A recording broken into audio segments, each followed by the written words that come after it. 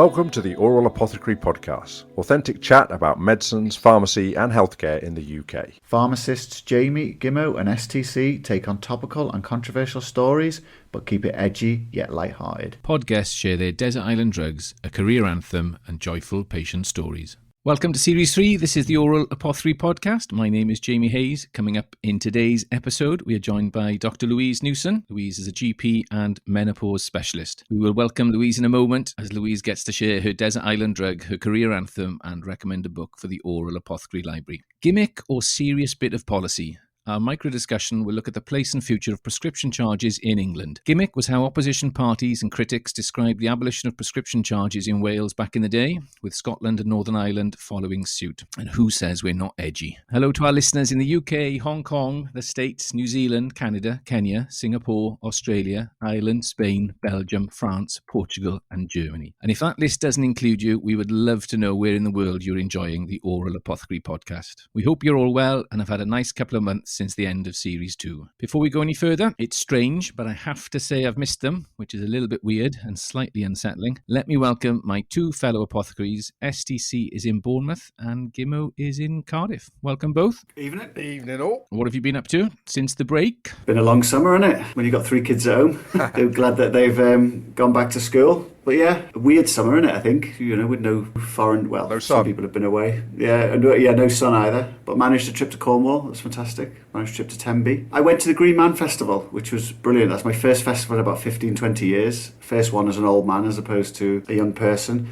And there was a talk in the science tent, and guess who it was? It was Professor Mark Tobert, who was one of our fantastic guests in episode 6. For those who don't remember, he's a palliative care consultant from Valinja here in Cardiff. And, interesting talk in the middle of a festival when everyone's enjoying themselves was about the importance of talking about death. But Mark being Mark, he managed to make it funny and uplifting. And so, yeah, if you haven't caught that episode, then make sure you do, because he's well worth a listen. Did you vomit while you were there, Paul? I didn't know. I thought that's why they called it the Greenman, No. So I also was in search of the sun down in the southwest. Went to South Devon. Really enjoyed it. Stayed in this big old house down in Thurleston, south of Salcombe. And I've got to tell you this funny story. So big old house, massive bedrooms, like huge beds. Can't even sort of see or touch your wife. Anyway, I wake up one morning and I think that's odd. I've got this sticky thing on my calf, and I was like, what on earth? What the hell is that? Anyway, so I got up, turned the light on. I looked down on my calf.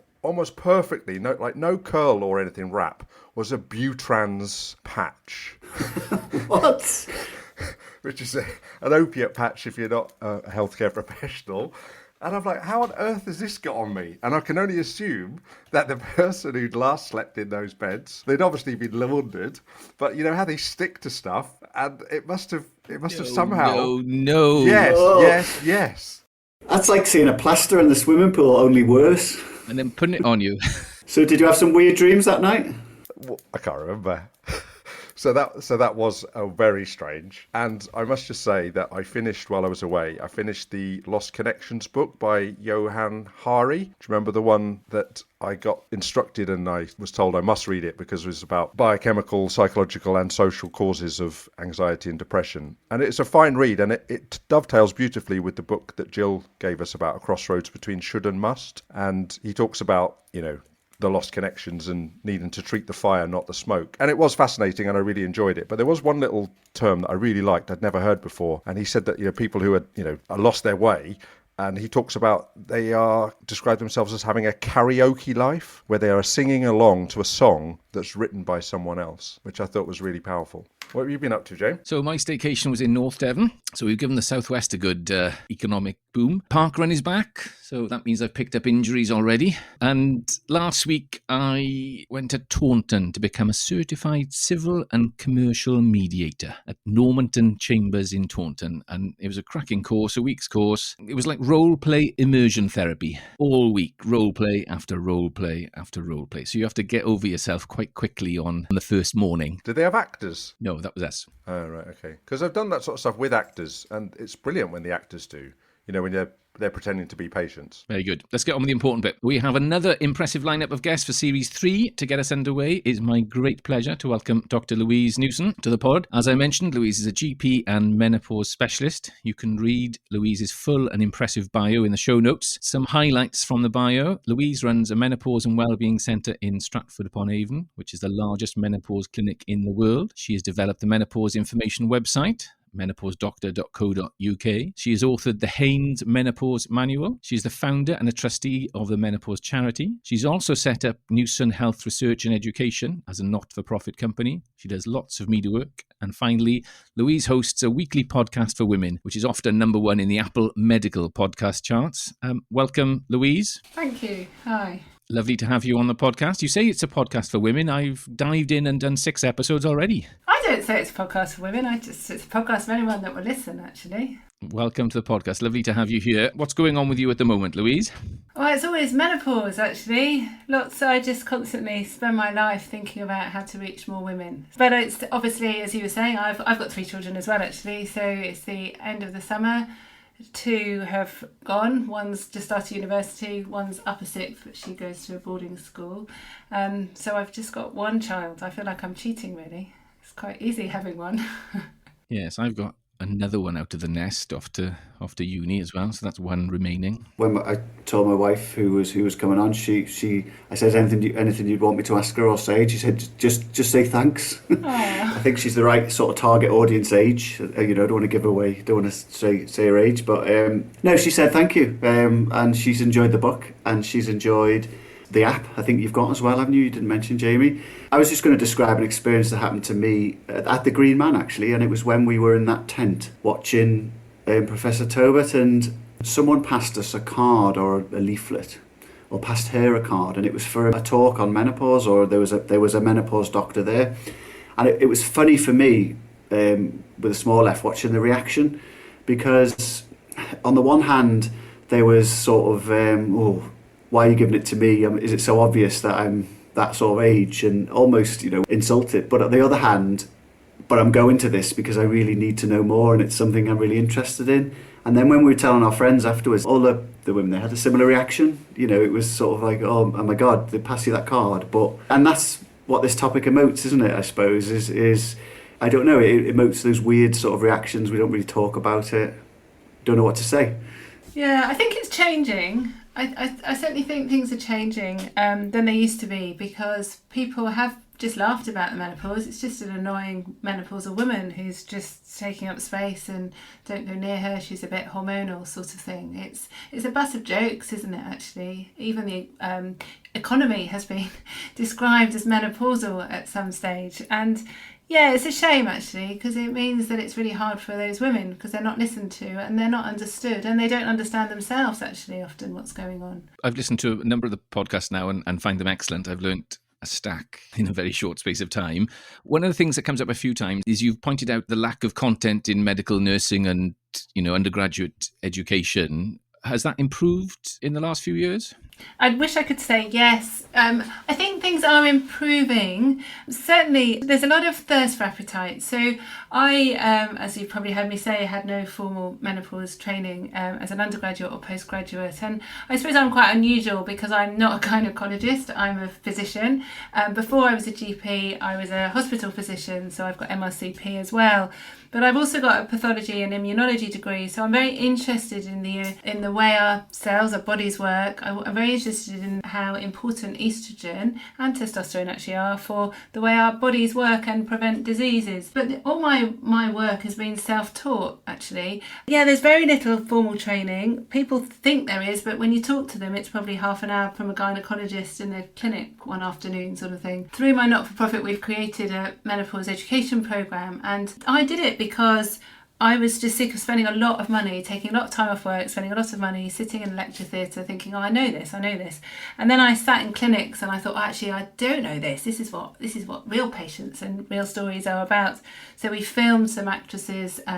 One of them is my mother, actually, the older patient. And then with some other professional actresses, we gave them stories about patients and we filmed them and we did 10-minute consultations in them. And we've got lots of links to evidence, and we've also filmed some lectures as well. So we put put it all together, and we initially we were going to make it very cheap, a sort of £135 a year, but that still felt uncomfortable with me because, as you know, if you have to spend money, you're less inclined to do something. So when I founded the menopause charity, I said, come on, let's just make it free. And my financial director went mad because the company's so in debt. And I said, look, it's in debt anyway, let's just get it out there. So we thought, well, maybe if we could have 100, really be amazing, wouldn't it, to have 1,000 people download it. And we gave one free license to every GP practice, knowing that there's 10,000 GP practices. Anyway, we've extended it so it's free to every healthcare professional, and we've now had over 14,500 downloads of the education programme in the last 3 months. So that shows that people want to learn, they really do. But it's been very hard. It's been a bit of a Cinderella specialty, actually. And everyone's thought it's a bit boring because why would you want to treat menopausal women? Because they go on a bit and they're a bit anxious and, you know, they might take 20 minutes in a consultation sort of thing. But it's transformational medicine if you get it right. So it's worth investing in these women. It's a classic case of endocrinology at work, though, isn't it, Louise? So I trained with an endocrinologist, and I remember him saying to me, what's beautiful about endocrinology is that if we get it right, if we get the diagnosis right, we can fix it. Yeah, totally. So that's a really good example. And the other thing is we first were alerted, if you like, on the first series, I think, when Davina McCall's program was on, and lots of people were talking about it. And that's when Paul mentioned it as, you know, something at the time. And that's when I got thinking, and like Jamie, I started listening to your podcast and thinking, this is great, we should get you on. And I don't want to make you blush, but you have done a fantastic job, because everybody I speak to, even in the practice, you're going to love this. This is so funny. This is absolutely genuine. I was late home tonight because one of the GP, not partner, one of the salaried GPs said, Steve, I need to talk to you about something that I think is going to come up tomorrow. And I said, okay. So that's why I'm late. So she phones me up and she starts talking about HRT. And she said, oh, there's this thing about, you know, women who are on continuous combined HRT and the fact that they can have daily Urtragestan, and the license doesn't actually say that. And she said, and I was sat there beginning to sort of smile to myself, thinking, oh, I know a little bit about HRT. And then she said, you know, I'm on this brilliant thing, she said, called 14 Fish with this HRT specialist. And then I started really laughing. And I said, oh, yeah. And what? And she said, and I wrote to her, and she wrote back to me, and she said, yes, that's fine. It's a good question, you know, about off-license treatment, etc., etc. And I said, would you be happen to be talking about My Menopause Doctor, Louise Newson? And she said, yes. So, you know, there's this thing about 6 degrees of separation. I'm going to say that in a menopause world, I think you're probably within 3 degrees of separation. And so you've taken it a long way in a very short period. Yeah, I have. I've got imposter syndrome. I don't think about what I've done. I think about what I need to do, really. That's a good message. What do you think you need to do more? Because I know that when I spoke to you offline, you said, well, like, take the NICE guidance. And we've talked a lot on here about shared decision making. Again, this is a beautiful example of shared decision making. You know, do you want a pill? Do you want a tablet? Do you want a patch? Do you want a gel, or whatever it might be? So where do you want to take it? Well, this is really grand, isn't it? I suppose my mission is to improve the global health of women, because actually it's a car crash, isn't it, for women? They have low hormones that last forever, but there's health risks associated with it. But only the minority of women are allowed their hormones back. And some of it is because they don't understand, they don't realise how safe HRT is. But a lot of it is actually they refused it.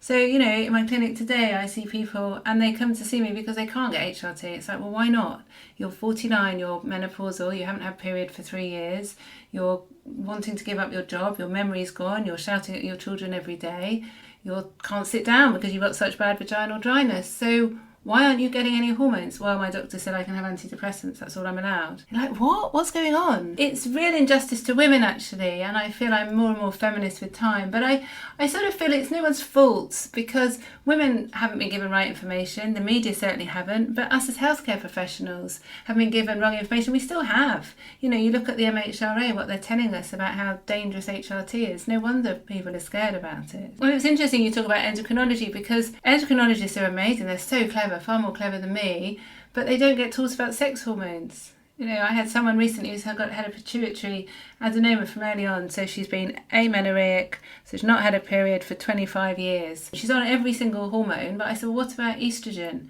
oh, no, because my mother had breast cancer, I can't have it. And she's under an endocrinologist. And you think, oh dear, this is such a shame. She's now got osteoporosis. I've never forgotten, my mum, if she's listening, always brings it up because... Of course she's listening, Paul. She's our number one fan. and she was put on HRT years ago, and it was at the time when there was a big scare, as you've said, and that they're sort of episodic, aren't they, these scares around HRT. And I sort of advised her not to take it, exactly as you've just described. And